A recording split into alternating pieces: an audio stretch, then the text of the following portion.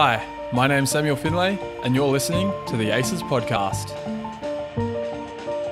In this episode, I chat with Dr Cameron Ferris. Cameron is the Chief Operations Officer at Inventia Life Science and is an ACES and University of Wollongong PhD graduate. We chat about his career journey, startups, going into industry, his passion for music, and more. So, let's get to my conversation with Cameron. So we're talking to Dr. Cameron Ferris on today's podcast. Cameron, thanks for joining. Thanks for having me, Sam. Appreciate it. So how's life at the moment? Obviously slightly different with COVID-19 and all the restrictions. You're currently working from home, I believe? Yep, working from home. These are definitely different times, but managing as best I can, as we all are, and the team's still in high spirits, so all going well. Good to hear. Now, we'll get to what you're doing currently in a moment, but I want to go back to the beginning, from all the way back to your PhD experience. So you did a PhD at UOW in Biofabrication, graduated in 2013. Can you explain the project and a bit more about your thesis, I guess? Yeah, absolutely. So I was fortunate to be at ACES at University of Wollongong right at the beginning of the biofabrication journey, I suppose, when cell printing and that concept was relatively new. So my PhD was all around the development of biomaterials for inkjet printing of living cells, and an incredibly rewarding experience. I think completing a PhD is a challenging experience, and of course it should be. It can often be a bit of a roller coaster of personal discovery as much as it is professional discovery. But by and large, my experience at ACES was really positive, and I think a lot of that has to do with the environment there at ACES.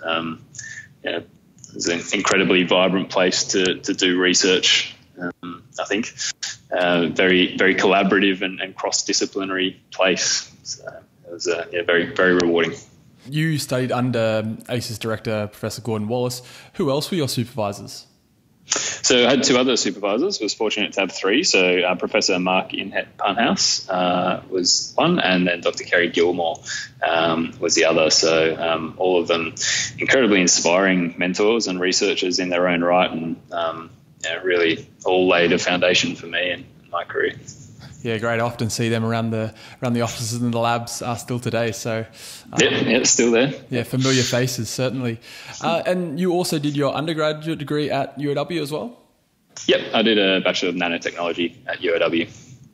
Great. Are you a local boy then from Wollongong? I grew up in Camden, so 45 minutes up the hill.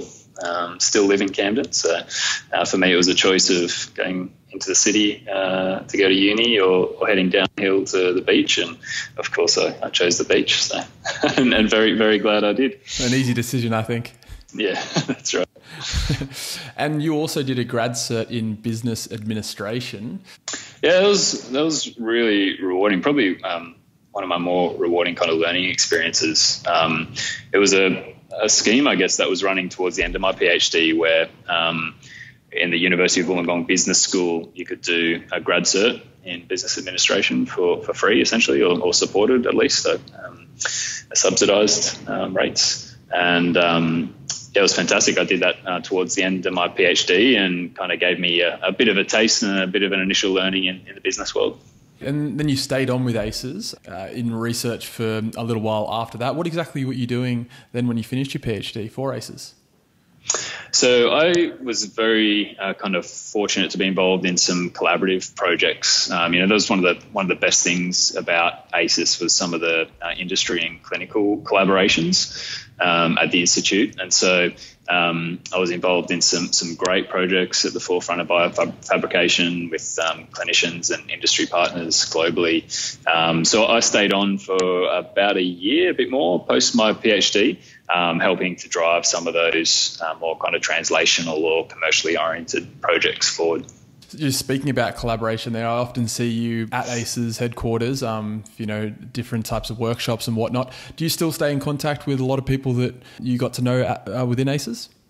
Yeah, absolutely. I think that the community there at ACES is really incredible. I think it goes without saying. It's very cross-disciplinary, and some incredible researchers across a variety of fields. I mean, I remember being sitting in seminars one week on hydrogel biomaterials and the next week on dye-sensitized solar cells or something.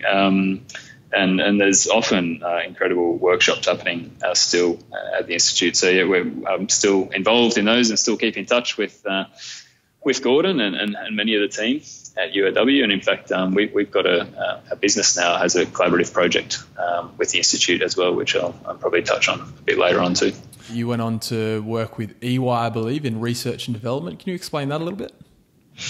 Yeah, sure. So, I was always very passionate about the challenge of translating great ideas and great innovation out of the lab and into the real world, where it can have impact on patients and customers. And my career journey has really been a really wonderful learning experience in that space. And the first step, as you mentioned, was into Ernst & Young. And I think, may I add that I think a career journey often is about just taking a step like that, often into the unknown, and that's very much what that step was for me. It was the first step out of academic research.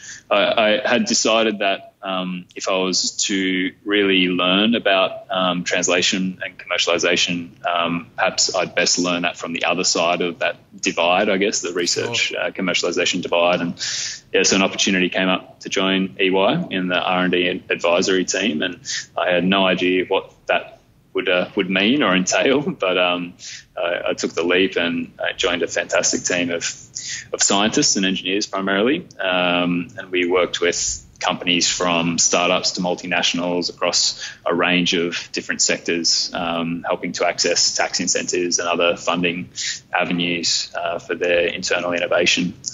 Really rewarding experience to see how innovation works across all those different industries and different sizes of companies, and also really just rewarding to see how a place like EY functions and to be embedded in a business like that. I often consider it my PhD in business, I guess, my time at EY.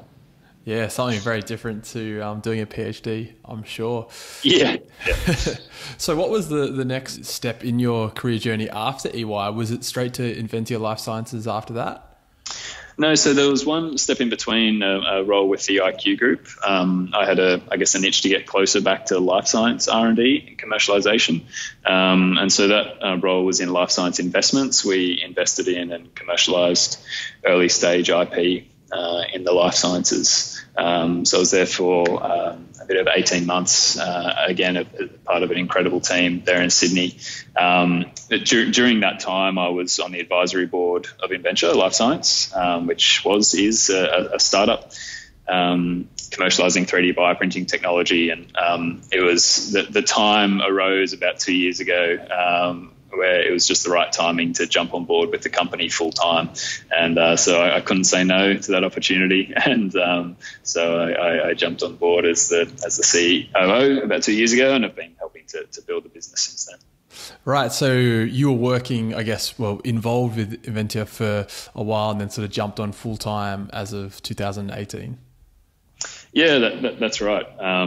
The first 4 or 5 years of Inventia's life was essentially 1.5 people full time and an ARC linkage agreement with the University of New South Wales. So slowly developing the core technology, and I think reflecting on it, I've been very fortunate in that I always wanted to be involved in an early stage startup like that, but I wouldn't consider myself the kind of archetypal entrepreneur. I'm not a massive risk taker. I've got young kids. I wasn't going to remortgage my house to start a startup. And so Dr. Julio Ribeiro, the CEO and main founder of Inventia, very much is that entrepreneurial stereotype, and was willing to risk it all to build the business in the very early stages. And I was lucky that I got to be involved during that period as a founding shareholder and advisor, that jumped on board, jumped on the ship full time when things were a little bit further down the track. And how was that transition to becoming the COO? Was and continues to be really challenging and really rewarding. It's an incredible journey building a fast-growing startup. Every day is new and presents new challenges. So it's been an incredible journey, and I think will be for a long time. So certainly lots of adjustments and lots of learning curves, but I'm enjoying every minute of it. So what's the sort of work you're doing currently? So Inventia developed core technology over many years in drop-on-demand bioprinting. So for rapid and scalable fabrication of biological structures, and we've commercialized that in a platform that we call Rastrum. It enables researchers and pharma companies to very rapidly print 3D cell models to accelerate drug discovery and drug screening. So that platform's being applied now to find treatments for cancer and other disease, and obviously provides incredible purpose to what we're doing as a team. We're selling that platform now in Australia, and we're in the process of ramping up to launch it globally. But we also have longer term projects that leverage the same core technology. So in fact, I mentioned before, we have a collaboration with Professor Fiona Wood and yours truly, Gordon Wallace, and the team there at ACES, which is all about printing patient-derived skin cells along with biomaterials directly onto a burn or wound to trigger skin regeneration. What stage is that up to? Good question. So it's a relatively early stage project. We've been working on it for 18 months, 2 years. We've progressed through to some early preclinical work in pig models. It's been a really exciting project to be a part of because of the people that it pulls together, but also the kind of scale of the challenge and what we're trying to achieve together. How hands-on am I? I'm not in the lab anymore, but certainly get to be part of the scientific discussions and the strategic discussions around how we're developing the project. And I find that really, really stimulating and rewarding. We've got a really great team of engineers and scientists working on it, and pleasure to be involved with them all. Do you miss the labs? Do I miss the labs? I do sometimes. Sometimes I get the itch to go back to the bench, but no, I don't really miss the labs. So I guess you've taken more of an industry pathway. Did you sort of think about going the more academic way to begin with, or was it sort of always leaning towards academia? Yeah, I certainly had no clear idea of which direction I wanted to go in when I started my PhD. Probably midway through my PhD, I think I knew that I wanted to head more into the industry kind of commercialization path. I really, really enjoy scientific research, but just had that itch to be close to translation and impact on patients and customers. I think I forget the stats, but it's a pretty small portion, I think, of people now who complete a PhD and end up in a true academic path and end up becoming a professor. But it's an incredibly difficult pathway for those that go on it, some incredible minds going down that path too. How do you spend your spare time? What do you do in your downtime? Downtime? No. If you have any. I've got 3 young kids, 6, 4 and 1. So being a dad absorbs pretty much all of my time outside of work, and I'm biased, but I think it's the best job in the world. Of course, with all the COVID-19 restrictions, we're as a family in the same spaces a lot at the moment, and that of course has its challenges, but it's sure. It's also been really enjoyable to have some more time together as a family. We love getting outdoors. Of course, can't do that as much right now at the moment. But my other love is music. So I've used the time to try and finish off a little music studio in our house and try and spend as much time as I can in there playing the guitar or mucking around as much as possible. And I've committed to finally try and learn the piano. So I've been enjoying. Very impressive. Trying to get into that. Have you ever had a jam with Gordon? Yeah, he's unmatched. He's some of my best memories are ACES parties with when the Wild Rover comes out and Gordon pulls out the guitar. So we did a not too long ago a party, a birthday party for Gordon, and some of the crew got together and played some tunes. So Peter Innes and Michael Higgins and others, and that was a lot of fun. Something I've sort of been asking everyone that I've had on the podcast, is there some sort of maybe morning routine or something you do each day that helps you approach a day of work? That's a really good question. I actually find perhaps a more important routine for me that I try and keep as best as possible is the end of the previous day. So I spend a lot of time being frustrated at the end of the day when I hadn't finished the to-do list, and had many thoughts swirling around in my head of what I didn't get to or didn't get completed. And so as much as possible, I try and finish off every day by kind of resetting my list, focusing back on what I want to achieve the next day, and trying to align that with the kind of bigger picture plans for the quarter or for the year. And I find when I do it, and I don't do it all the time, but when I do it well, it means I wake up the next day with a clear head and a clear picture of what I want to achieve. So that's one little strategy I've tried to employ.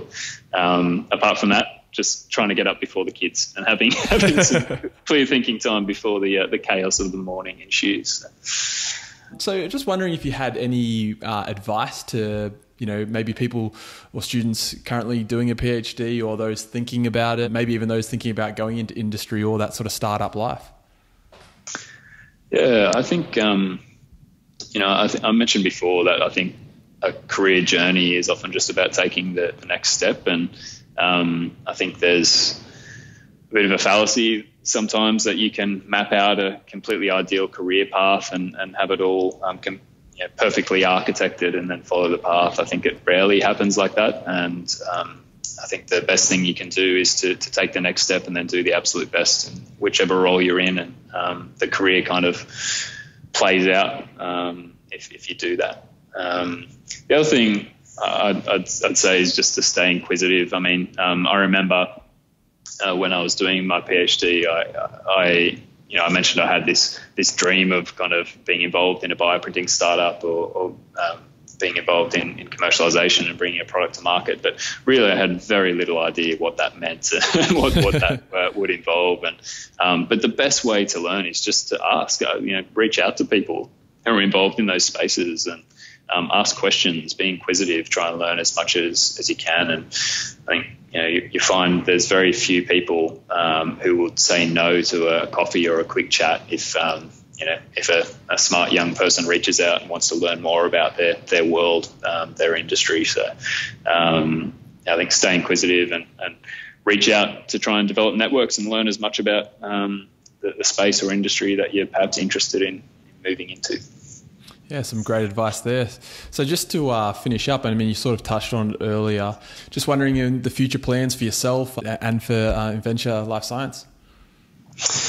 So for the business, our immediate plans are to continue to ramp up and sell the Rastrum platform, and particularly to do that globally. We're starting to launch up a presence in the US and Europe. Obviously, our plans in that sense have been impacted a bit by COVID, but certainly that's the immediate goal, and we're looking forward to that. Beyond that, to really grow our team and continue to invest in long-term projects to bring this technology to impact patients' lives, and that's what we're about achieving at the end of the day. For me personally, really it's about continuing to build this incredible team that we have at Inventia. It's an extremely rewarding job to be involved with the growing team that we have, and to bring new people into that team and see them thrive. So I guess that's my future plans at the moment. I can't plan much further beyond that. I don't think any of us can plan much further beyond that in the current climate. But no, I feel very very fortunate. Sometimes I pinch myself when I think about that I'm essentially living out my dream job, and feel very fortunate. So focused on doing the best I can in this role. Yeah, I mean, that's so great to hear. And where can people find out more about Inventia Life Sciences? I know you guys are online. Yeah, we're online, all the major platforms, LinkedIn, Twitter, Facebook, or jump on our website, which is inventia.life, so INVENTIA.life. Thanks so much for jumping on the podcast. It's been a pleasure to catch up, and hope to see you soon back at ACES headquarters when this whole COVID-19 drama is over. I'm sure I'll be back very soon. And thanks again for having me, Sam, and look forward to catching up with everyone at ACES soon. Thanks for listening to the ACES podcast. To listen to more episodes like this one, be sure to subscribe wherever you get your podcasts. You can also find more information about ACES on our website, electromaterials.edu.au. On our website, you'll find links to the various social media platforms we're on, and you can follow me on Twitter @Samuel Findlay. Until next time, thanks for listening.